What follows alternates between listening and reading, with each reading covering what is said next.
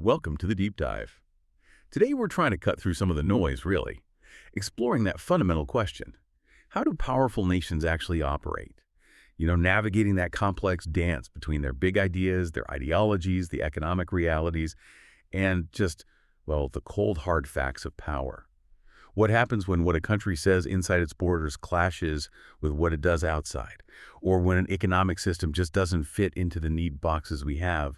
Get ready to maybe challenge some assumptions you hold. We're doing a deep dive into a pretty powerful critique we've been looking at. It examines how states think China, the US, Israel blend their national stories with economic plans and global clout. Our mission here is to pull out the most important nuggets from our sources. Articles, research, our notes basically give you a shortcut to being really well informed about these tricky global dynamics. We think you'll find some surprising things, maybe reshape your perspective a bit. Okay, so let's unpack this a little.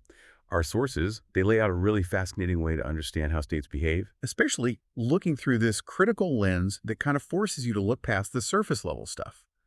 It's a view that genuinely makes you rethink the stories we often tell ourselves about how the world works. Yeah, and what's really crucial, I think, is how these analyses push past the simple labels like Democrat, Republican, capitalist, socialist. They show these pragmatic adjustments states make and often the contradictory realities within different systems. We're not just seeing countries as these fixed ideological blocks, but as dynamic things, always adjusting, often in ways that really challenge our assumptions. Absolutely. And China's economic story is a perfect place to start.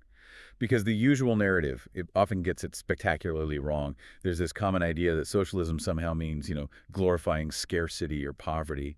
And our sources highlight that famous quote, supposedly Deng Xiaoping's "to be rich is glorious." Oh, right. Well, turns out its origin is murky, but Right. the sentiment behind it definitely had a huge impact on modern China, Yeah. sparking debates about the nation's path. That's a key point, really. Deng's reforms, they weren't about ditching socialism altogether. Not at all.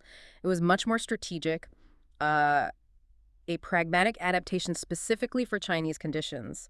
This system, what they call socialism with Chinese characteristics, it was a deliberate move, consciously integrating market mechanisms, some capitalist elements. The aim wasn't to become a Western copy, but to build economic strength, resilience within a global economy that was, let's face it, mostly shaped by the U.S. back then. It's a unique hybrid, really built for their needs. And it wasn't like they just passively accepted foreign money, was it? Yeah. China didn't just fling open the doors and say, come on in. No. Our sources really stress how they actively, almost aggressively, leveraged foreign investment. They systematically learned venture capital, modern banking, how markets worked from the outside. Exactly. And then this is where the unique Chinese part really comes in. They didn't just import these things, they shaped them, kept them under firm state authority. Yasheng Huang at MIT, he's a top scholar on this. He calls it red light, green light capitalism. Red, right, green light. Yeah. Okay. Yeah, what that means basically is the state says, okay, in these areas, go ahead, create wealth, innovate. That's the green light. But there are clear red light zones too, strict limits. Private business, wealth, it can't challenge the political order. Ah, okay. So controlled capitalism. In a sense. Yeah. And this model, it doesn't just explain China, it fundamentally challenges that Western idea that if you open up your economy, political freedom must follow.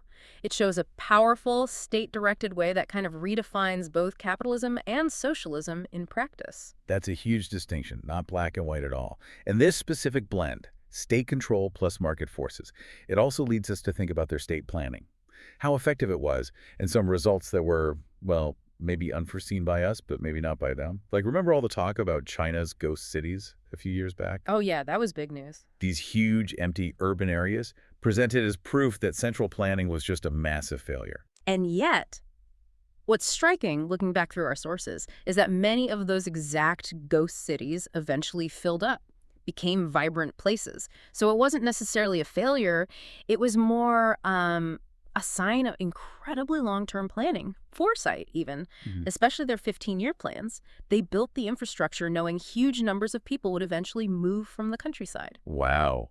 Planning for migration waves. It was a strategy for the future, not really a miscalculation of the present. And that long-term thinking, that strategic vision, it paid off massively in another area. Poverty reduction. Our sources call it an unprecedented historical achievement. And honestly, that phrase feels about right here. It genuinely does. Through these really structured reforms, deliberate policies, encouraging people to move to cities for work, China lifted over 800 million people out of extreme poverty. 800 million. 800 million. Just think about that number. It's like, what, 2.5 times the entire U.S. population? That's staggering. And when you compare it, think about the USSR, which collapsed partly due to its own economic problems. Or even Russia later, with its own kind of capitalism with Russian characteristics, where, similar to China in a way, wealth is okay, but only if it doesn't threaten state power. It just highlights the incredible scale of impact long-term strategic planning can have. It really turns common ideas about central control on their head. 800 million. Yeah. The scale is hard to grasp. But, okay, this critique isn't just praise. Our sources are very clear. Authoritarian repression. It's a grim reality in both China and Russia. Absolutely. The analysis doesn't shy away from that at all. It addresses it directly. But it also cautions against what it sees as American hypocrisy when we judge these issues. It kind of urges us and you listening to look inward, too. Critically assess our own systems before pointing fingers too readily. And that self-reflection, according to these sources, brings up some pretty stark things right here in the U.S., like they point to the 13th Amendment loophole. Chillingly, it still legally allows slavery as punishment for a crime. Right, involuntary servitude. Which means people convicted can be forced to work, often for pennies or nothing. It affects prison industries, their chances after release, basically creating a second-class status. And then this statistic, the U.S. has only 4% of the world's people, but holds 25% of the world's prisoners, a quarter. A quarter, yeah. Those numbers are really tough to square with an image of pure freedom, aren't they? And that leads to a really critical comparison the critique makes. China's social credit system versus the U.S. credit scoring system. We often hear exaggerated accounts of China's surveillance, its reach, but the critique argues we often ignore how damaging, maybe in a less obvious way, our own credit system can be. How so? Well, a bad credit score here can lock you out of housing, jobs, loans, even basic things. It creates this kind of financial caste system. It can trap people in poverty, limit opportunities. Not entirely unlike how China's system might limit mobility or access based on political scores. Different mechanisms, maybe, but similar restrictive results for individuals. The outcomes can look strikingly similar, yeah. Different tools, same effect for some people. It really makes you pause and think about the different ways societies exert control. Now, China's government seems very top-down, right? But Hassan, he's a progressive commentator, a key voice in our sources known for critiquing Western foreign policy. Right, some piker. He argues that China actually uses localized feedback mechanisms through its Communist Party structures, allowing some level of popular input, adaptation at the local level, even if it's not like our multi-party democracy. And what's compelling there is Hassan's broader point, that the real protection against abuse of power, no matter the system, is transparent, accountable, democratic governance. That's a huge challenge for both the U.S. and China, just in different ways. For us, listening to this, it pushes us to think critically about what real freedom and accountability mean, not just over there, but in our own systems, too. That idea, the contrast between overt and maybe more subtle forms of control, leads us naturally to look at how influence works internationally. So let's pivot now. U.S. foreign policy. Yeah. Specifically through the perspective of the Democratic Socialists of America, the DSA. They really push for anti-imperialism, basically ending U.S. military dominance overseas and shifting those huge resources back home for domestic needs. And a central piece of this for the DSA is the Israel-Palestine issue. It's huge for them. They see unwavering U.S. support for Israel as, well, twofold.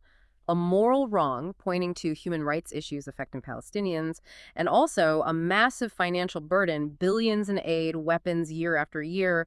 For them, it's like the textbook example of American imperialism in action. Which brings up that big question. Why does Israel have such disproportionate influence on U.S. policy? Our sources dig into this. There are two main explanations you hear a lot. First, Noam Chomsky's view.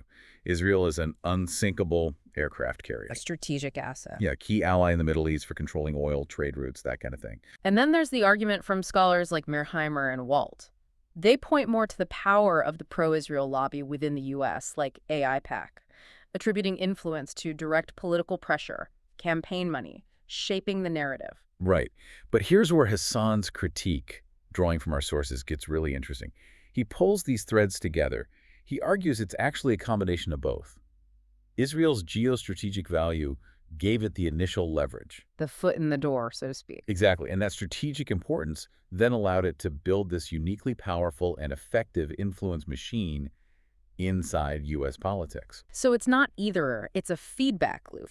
Strategy enables influence, influence reinforces strategy. And that helps explain the, frankly, striking continuity in U.S. policy across different presidents. Donald Trump, for instance, definitely pushed things, moved the embassy to Jerusalem, recognized the Golan Heights annexation, brokered the Abraham Accords, normalizing ties with some Arab nations. Very significant moves. But as our sources stress, President Biden, despite maybe using more cautious language, didn't reverse any of those major decisions. That's a key observation. And Hassan argues that this continuity, these actions, directly fed into the crisis that erupted on October 7th, 2023.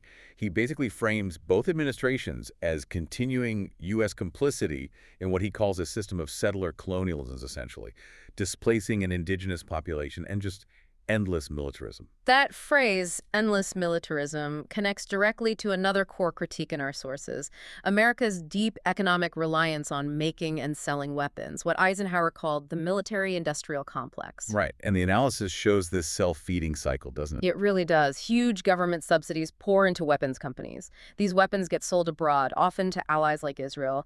Then conflict and instability in those places guarantee more demand for, guess what? More weapons. Fueling the cycle all over again. It's like an economic engine designed for perpetual motion, almost regardless of the human cost. A literal and tragic feedback loop.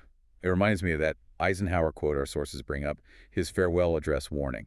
Every gun that is made, every warship launched, every rocket fired signifies, in the final sense, a theft from those who hunger and are not fed, those who are cold and are not clothed. Something like that. Basically, every dollar spent on bombs is a dollar not spent on schools, roads, healthcare infrastructure. And that's the bottom line, the consequence highlighted here. This system drains resources from American society, from social programs, while simultaneously fueling instability worldwide. For you listening, it really lays bare those hidden connections, military spending, foreign policy choices, and our own domestic well-being. It's all linked in this intricate and troubling web. So where does this leave us? We've covered a huge amount of ground today. From China's really unique economic model, that incredible poverty reduction story, to these sharp critiques of U.S. policy, both at home with things like mass incarceration, and abroad, the military-industrial complex, the role in Israel-Palestine. Yeah, and if you try to connect all these dots, the bigger picture that comes into focus is how states, doesn't matter what ideology they claim, are constantly juggling. They're navigating this tension between pure power, economic needs, and the values they say they stand for. Our sources, especially pulling from Hassan's critique, use the U.S., China, Israel as these really powerful case studies of this dynamic.